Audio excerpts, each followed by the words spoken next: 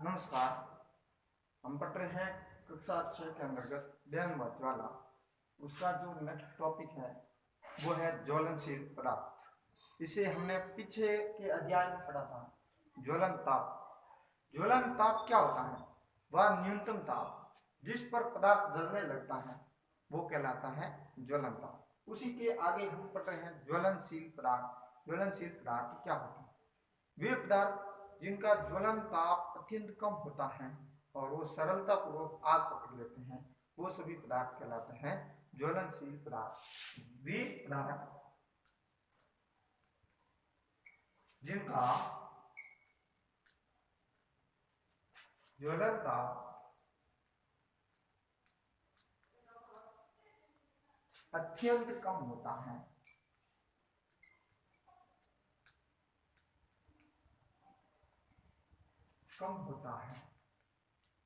वह सरलता से आग पकड़ लेते हैं।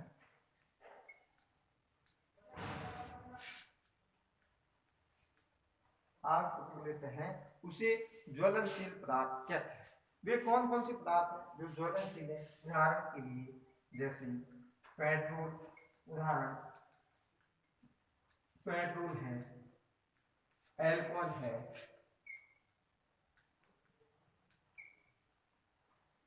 और तीसरा है वो एलपीजी।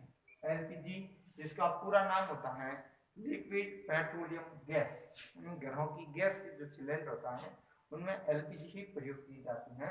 इनका ज्वलन ताप अत्यंत कम होता है जिसके कारण वो सरलता से आग पकड़ लेते हैं। आ जाते हैं हम जब कहीं पर आग लग जाती है तो उसका हम नियंत्रण कैसे करें? इससे पहले हम कुछ उदाहरण भी कर सकते हैं। जैसे आप दो कागज लीजिए, दो कागज के कप बना कर ले, एक कागज के अंदर पानी डाल दीजिए और दूसरे कागज को ऐसे रखिए, फिर उसको जलते हुए स्टोव पर ले जाते हैं तो हम देखते हैं एक कागज होता है वो आसानी से जल जाता है, दूसरा कागज जिसके अंतर्गत पानी था वो आसानी से जलता नहीं है। क्यों? क्योंकि उस दूसरे जो पानी था उसके अंतर्गत ऊष्माचालन विधि द्वारा पानी के अंदर चली गई और कागज का ज्वलन ताप क्या नहीं हुआ? कम नहीं हुआ, न्यूनतम नहीं होने, ज्वलन ताप कम नहीं होने के कारण वो आग नहीं पकड़ता है। कब पकड़ेगा? जब उसका ज्वलन ताप क्या होगा? कम होगा, तब कागज आसानी से आग पकड़ लेता है। कागज और लकड़ी में देखते हैं तो कागज का ज्वलन ताप कम होता है और लकड़ी का अधिक होता है, इसलिए कागज आसानी से जल जाता है। हम आग पर नियंत्रण कैसे पाते हैं? हम अगला टॉपिक ये पढ़ते हैं कि जब कहीं आग लग जाती है तो आग पर नियंत्रण कैसे करते हैं। नियंत्रण कैसे करते हैं?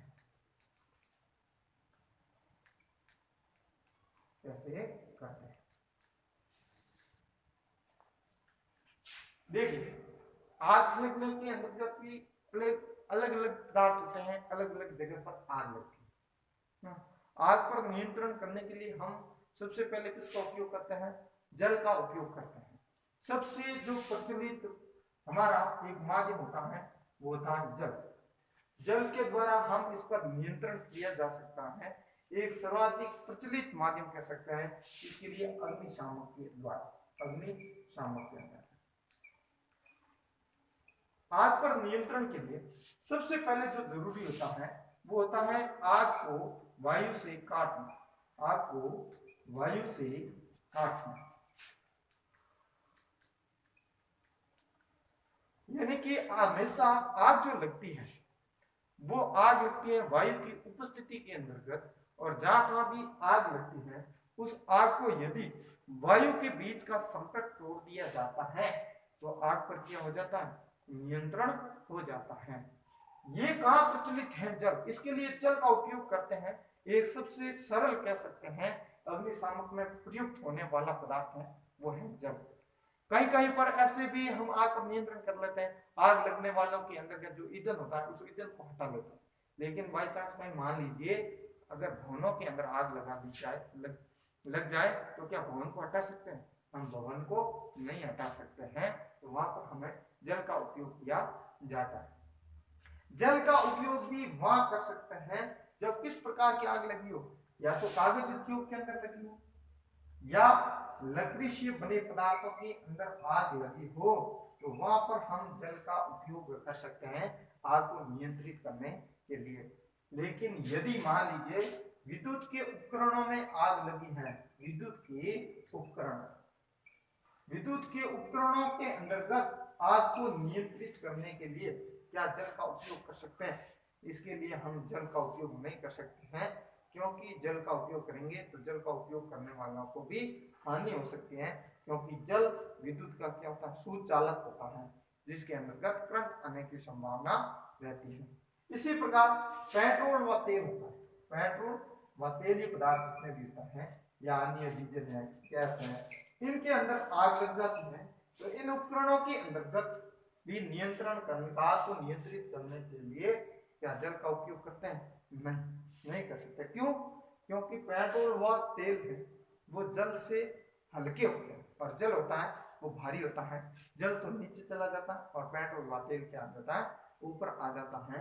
इस प्रकार के पदार्थों के अंतर्गत आग को नियंत्रित करने के लिए आजकल CO2 युक्त अग्निशामक यंत्रों का उपयोग किया जाता है, यानी कि के अंदर CO2 गैस के रूप में सिलेंडरों के अंदर भरी जाती है। ये कम आयतन के द्वारा सिलेंडरों के अंतर्गत भरी जाती है। ये CO2 है वो विद्युत के उपकरणों व पेट्रोल व तेल के ऊपर एक परत के रूप में कार्य करता है और उस पदार्थों के ऊपर एक परत बना लेता है, जिसके कारण उनका वायु से संपर्क टूट जाता है और आसानी से आग बुझ जाती है।